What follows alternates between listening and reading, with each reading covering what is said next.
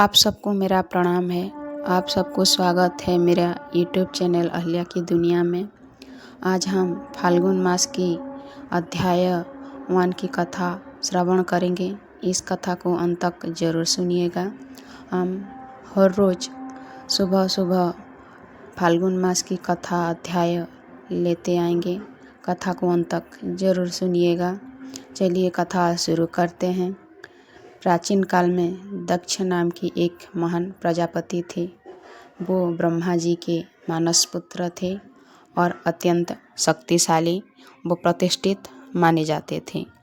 उनकी पुत्री सती थी, जो बचपन से ही भगवान शिव की अनंत भक्त थी।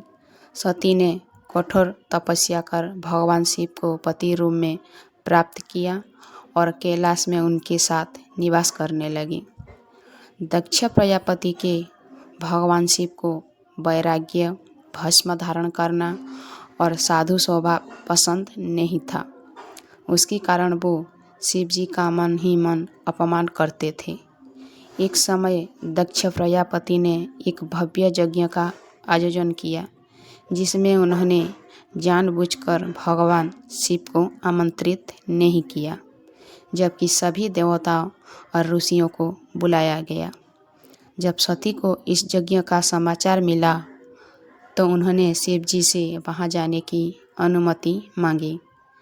भगवान शिव ने उन्हें समझाया कि जहां सम्मान ना हो वहां जाना उचित नहीं है, परंतु पिता का घर समझकर सती यज्ञ में चली गई। यज्ञ स्थल पर पहुंचने पर सती ने देखा कि वहां शिव जी का घोर अपमान किया जा रहा है। दक्ष प्रजापति ने खुले रूप से भगवान शिव की निंदा की। यह देखकर सती अत्यंत व्यथित हुई। उन्होंने अपने पिता को समझाने का प्रयास किया, पर जब वो नहीं माने तो सती ने कहा कि जिसने भगवान शिव का अपमान किया है, उसके घर में शरीर धारण करना भी पाप है।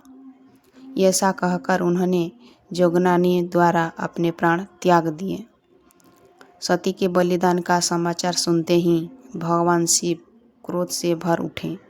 उन्होंने अपने जटाजुट से वीरभद्र को उत्पन्न किया और उसे यज्ञ विध्वंस का आदेश दिया। वीरभद्र ने यज्ञ को नष्ट कर दिया और दक्ष प्रजापति का सिर काट दिया।